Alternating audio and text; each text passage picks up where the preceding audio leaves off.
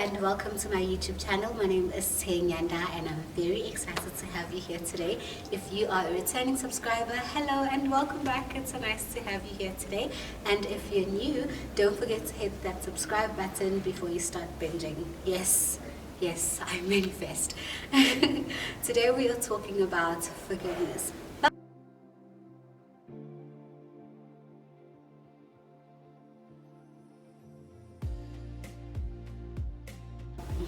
Today, as I've previously stated, we are talking about forgiveness. I have my personal 5 steps that I've used to gain full forgiveness, and I'm hoping that they will help you. That's why I'm sharing them with you today. I just ran a block of steps, so I'm a bit out of breath. So I just want you to know before we actually carry on, I've had my fair share of forgiveness and like with family and friends, and it does take a pretty long time. It's not a one-time fix like most of the things like most of my steps. I want you to know that it's not a one-time fix. You're going to have to keep repeating the steps over and over again to get exactly what you want and exactly what you need from it. And also before I move on to my first step, I want you to know that there's levels to forgiveness. How I measure it is time. So how long has this been going on? How long has it taken you to hurt and go through all of this frustration that actually needs forgiving? Like what period of time has it taken? That also plays a big role on how long it's going to take for you to forgive. How long, and time does not heal everything with forgiveness. Trust me, time does not heal everything. You might think that you've forgiven someone because of time, but the minute they do one little thing, all of those emotions come rushing back. So it needs to be handled clearly and cleanly and fully, if I'm making any sense. And the next thing is how big the crime is. I'm going to use the word crime because it is a crime. It's a crime to your soul. It's a crime to your emotions and your feelings. You have been hurt. So how big the crime was. How big did they hurt you? How far did they take it? That's also going to determine how long and how deep your process is going to be.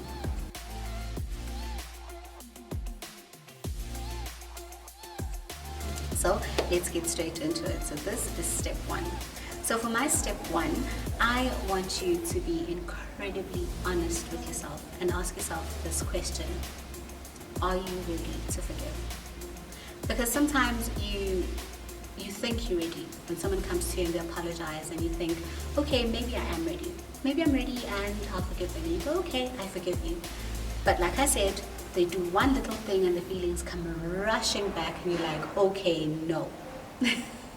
no, this is happening again. I can't do it. I actually didn't forgive them, and it becomes this massive thing where you turn an already dire situation into this hurricane of a situation.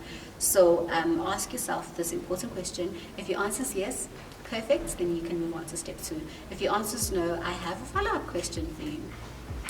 Why do you feel you're not ready to forgive this person? If your reasons are, no, I'm still hurting, no, I've told them that I don't like what they're doing and they keep repeating it, no, why should I forgive them? They haven't even asked for an apology. There's a lot of reasons. I'm hurting too much. I don't want to forgive them. I'm hurting too much. I need them to know how much I'm hurting. I don't want to forgive them yet. All of those feelings are valid. I need you to know that all of those feelings are valid and you're supposed to have them, and it's okay. Whatever those feelings are. I want you to ask yourself another question as well. How is it affecting you?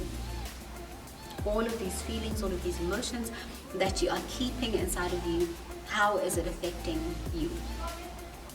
The hurt, how many times do you sit crying, in pain, in tears, wandering in the bath thinking about how they've hurt you, being anxious, having anxiety attacks because of all of these things, all of these feelings that you have locked up, that you are feeling alone inside of you because you are bottling them up and you're going through this resentment.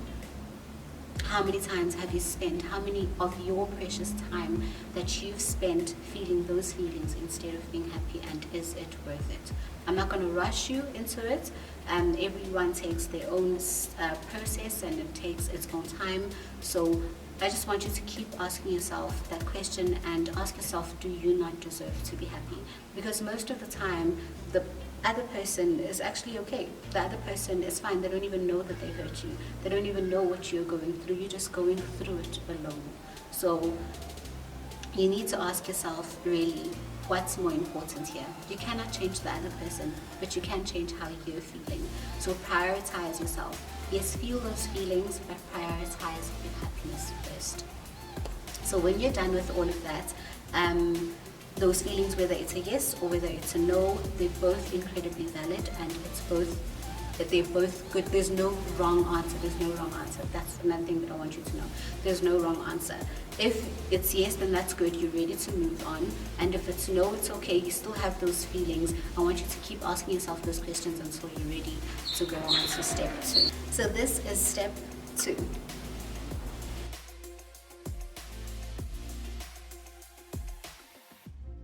So for this step, I want you to take all of the feelings, whether you answered yes or whether you answered no to my previous question.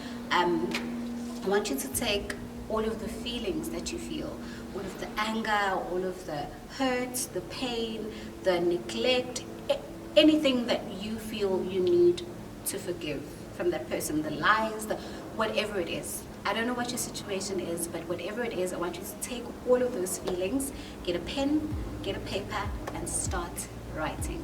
I want you to write as if you are talking to that person. So write their name, dear so-and-so. If it's Nomzamo Mbata, or sorry, Jesus, Nomzamo just popped into my head because I was watching Coming to America. Okay, if it's, I don't know, someone else, whoever, not you, Zamo.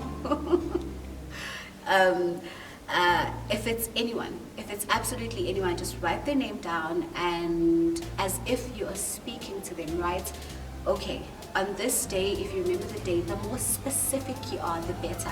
Write everything that is hurting you. If it's something that was triggered by something else, write what that something else is.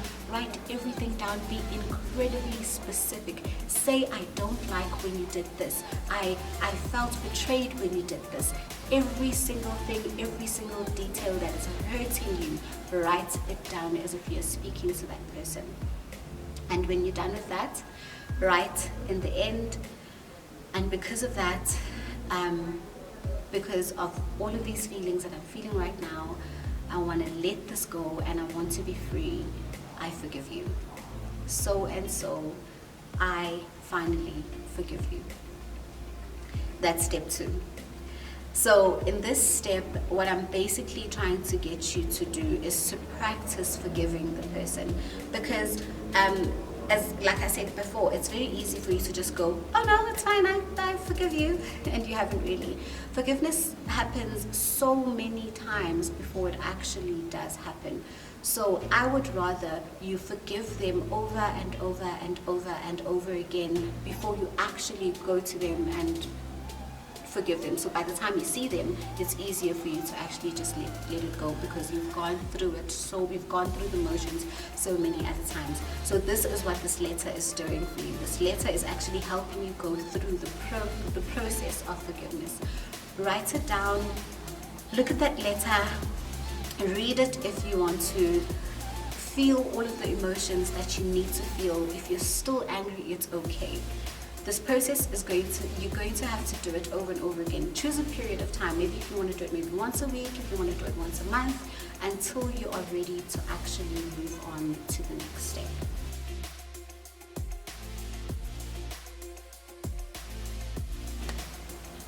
The next step, which is step 3. After you've written this letter and you've read it out and you've felt all of these emotions, I want you to fold it, put it in an envelope if you want to put it in an envelope. I prefer if it's a letter. Do not write it on your email, don't write it on your phone, because of this step, because of step 3. After you're done with that, address it to that person and I want you to burn the letter. So if you're young, obviously, and you're really not supposed to be playing with matches and fire, then I have an alternative for you, which is shred the letter. Cut it into really, really small pieces and find a place that is like a bit high or a bit windy, and I want you to throw it so you can see it fly away from you, so you can see the pieces of paper be blown by the wind. The reason why I like it when it's fire is because when it burns, you can see the smoke burning, and it's sort of therapeutic in some sort of way where it calms you down and you feel like you're letting go and you feel like the message is actually going to the person. Whereas as the letter's burning or as the letter is flowing with the wind, tell yourself that I'm free and I've forgiven so and so. I'm free and I've forgiven so and so. And as I said with step number 2, you have to keep repeating the step over and over and over again until you feel, okay, it's getting better. It's getting better. I think I'm beginning to forgive this person. So let's move on to step 4.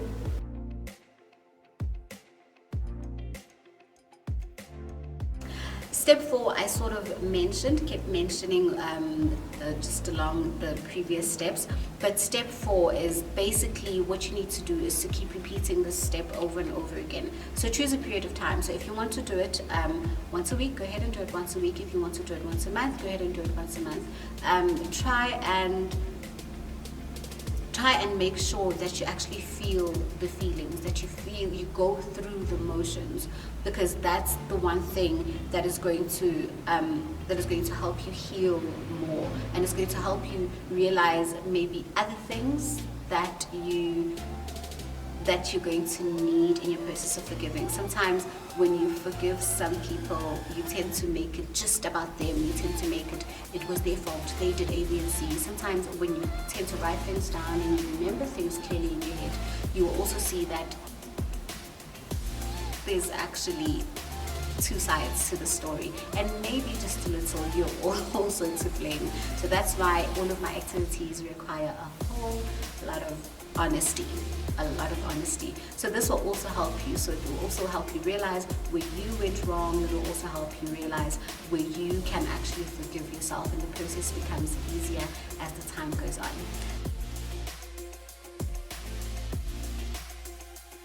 Step 5 is the confrontation step. Now, this step you've already been prepared. You've done step 1 through 4, so you already know the feelings. You already know, okay, you've already dealt with it yourself, which is good. So you're prepared. So you go in to apologize. If the person is still alive, you're very lucky. If the person has passed away, it's sort of unfortunate, but there's always a way. I know with me, this is quite personal, I had an issue with my dad's mom for the longest time, and I could not get myself to forgive her. I did the process. I only did it once. I went to her. I remember before I did the process, I went to her after varsity, and I sat down and I said, I forgive you. And I thought I did, because I cried, I felt the emotions, and I thought, okay, it's over, I've forgiven her, let me move on. But the truth was, I actually had not forgiven her. I had still all of this pain and all of these feelings that were just lingering around, and every little thing that she did just took me right back to everything that had happened in the past. And unfortunately, it was only after she had passed away that I'd actually gained forgiveness, because I had been doing the step over and over and over again just for myself, so I can be free. And so what I did was, for her, so she knows that I have forgiven her, I sat down and I prayed and I spoke to God and I said, okay, I forgive her. And somehow, I don't know, somehow I spoke to her. I sat down, and in my prayer, it was a conversation and I felt like she could hear me. Somehow I felt like she could hear me. So if it's someone that is not there or someone that is not around anymore, you don't need to write a letter.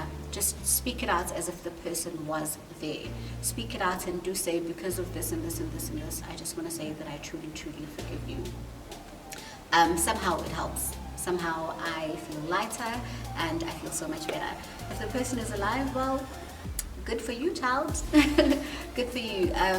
If they are close, it's always better to do it in person. Do it in person to show the person the respect that they deserve and speak to them.